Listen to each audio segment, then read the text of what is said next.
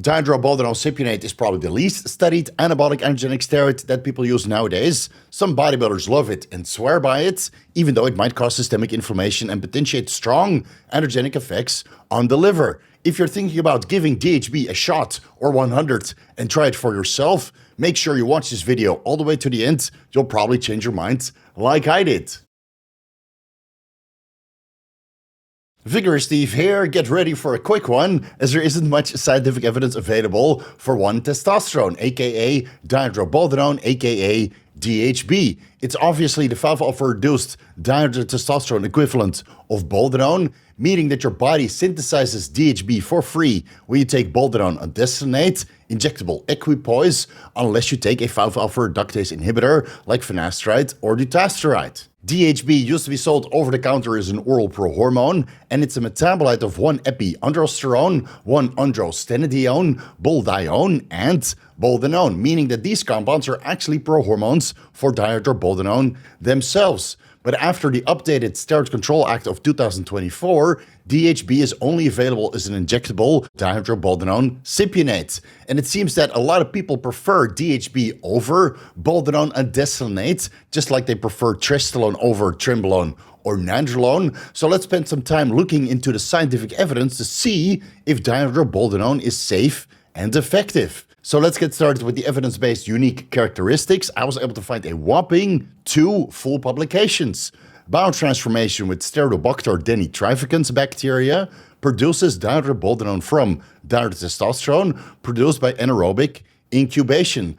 Stereobacter denitrificans have the ability to degrade steroid hormones, but these bacteria are only found in German sewage sludge. So unless you live in Germany and you work in the sewers or sanitation, then I don't think you have anything to worry about regarding dihydroboldenone exposure unless you administer dihydroboldenone yourself. And the other unique characteristic of dihydroboldenone is that it dramatically increases liver weight stemming from a single animal model, and this is in stark contrast to other anabolic-androgenic steroids. If you remember the best dose of trenbolone video, I specifically mentioned that trenbolone does not increase liver weight when compared to the reference standards being testosterone.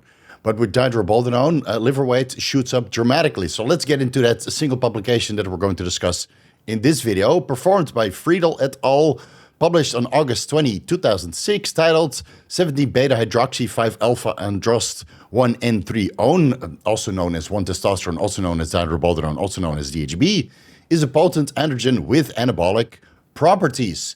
In this Hirschberger bioassay, the researchers administered 1 mg per kilogram of body weight testosterone propionate or dihydroboldenone subcutaneously to castrated rats for 12 consecutive days.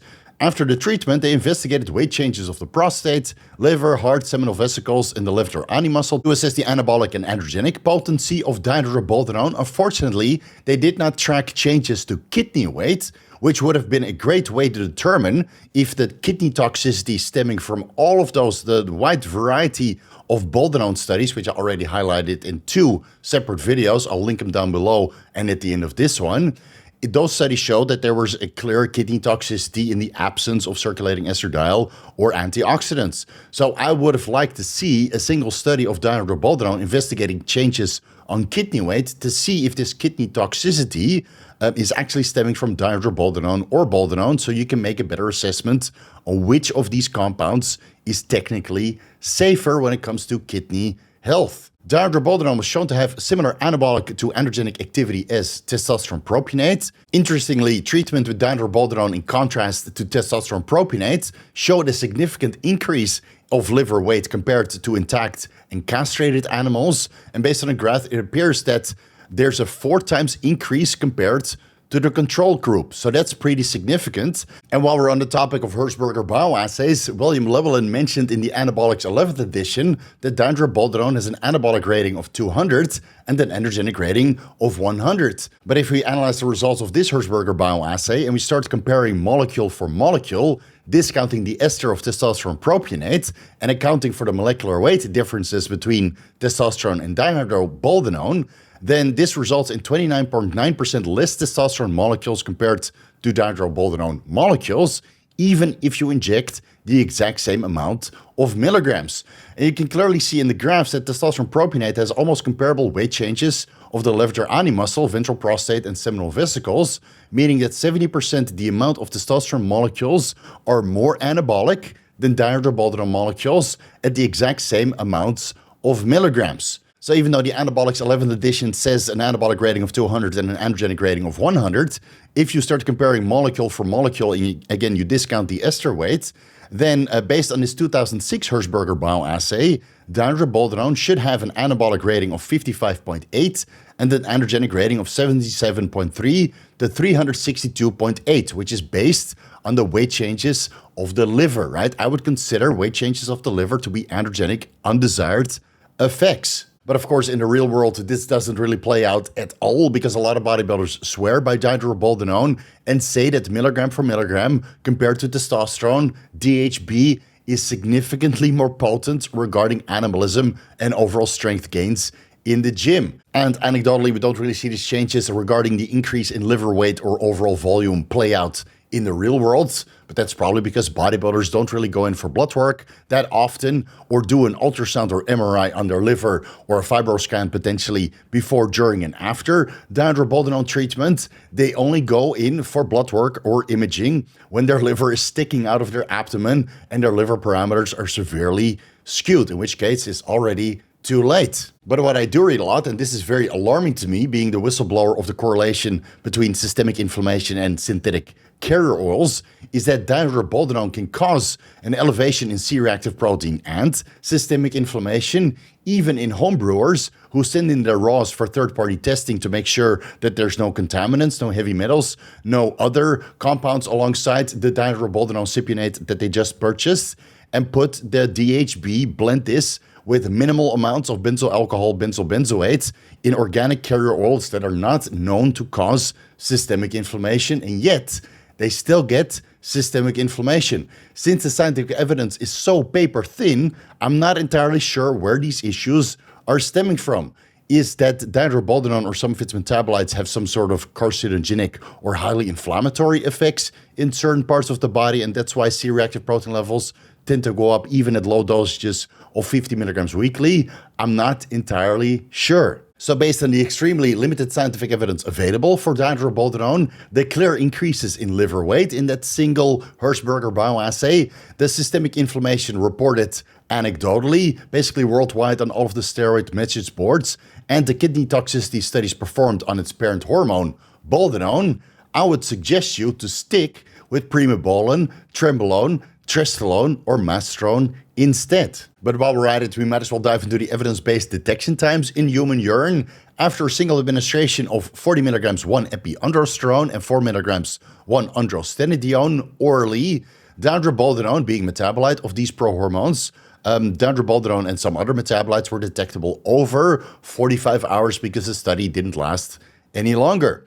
After 115 milligrams dihydroboldenone, no ester, administered orally in a single administration, the metabolites were detectable up to 9 days, and 50 milligrams to 150 milligrams dihydroboldenone cypionate in a single oral administration, the metabolites were detectable over 90 hours because the study didn't last any longer. 200 milligrams boldeone in a single oral administration to horses, the metabolites were detectable for up to 72 hours. Again, dihydroboldenone is a boldeone metabolite.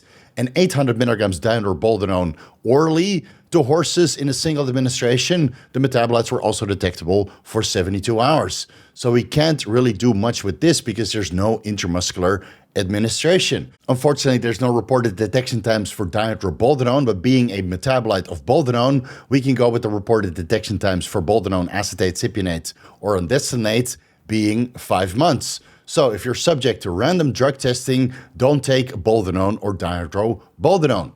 That brings us to the dosing protocols. I would say that the sustainable and tolerable dose for men is 0 milligrams weekly because the safety and efficacy data simply isn't there. There's only anecdotal reports, and even in the anecdotal reports, systemic inflammation seems to be a common occurrence. So if you want to go with the deleterious dose based on the Reddit and steroid forums reports, I would say that that's between 50 milligrams to 150 milligrams intramuscularly or subcutaneous weekly, preferably daily microadministrations for a maximum of 8 weeks or until blood work parameters become unmanageable. And if you're a woman, just stay clear, right? There's plenty of other alternatives to choose from. There's no real clear safety data on this compound. And based on all of the research that I've done so far on all of the other steroids that are available and have a boatload of scientific evidence for us to review, I would just suggest you to stay clear of DHB unless you already have experience with it and you already have plenty of blood work results showing that liver parameters and other blood work parameters don't really see clear changes, particularly C-reactive protein. And before we close off this video, based on the 5-alpha reduction of testosterone and methendianone, the anabol, which is basically methylated boldenone taken orally, I would say that boldenone converts into dihydroboldenone at approximately 2 to 4%. When you take that in the injectable route or orally, it doesn't really matter, right? 5-alpha reduction takes place predominantly in the skin, especially in the scalp, meaning that you'll get the deleterious dose of 150 milligrams DHB for free when you take as little as 1250 milligrams boldenone undestinate weekly. Food for thought here. If you love dihydroboldenone, sound off in the comment section. Tell me your anecdotal experiences.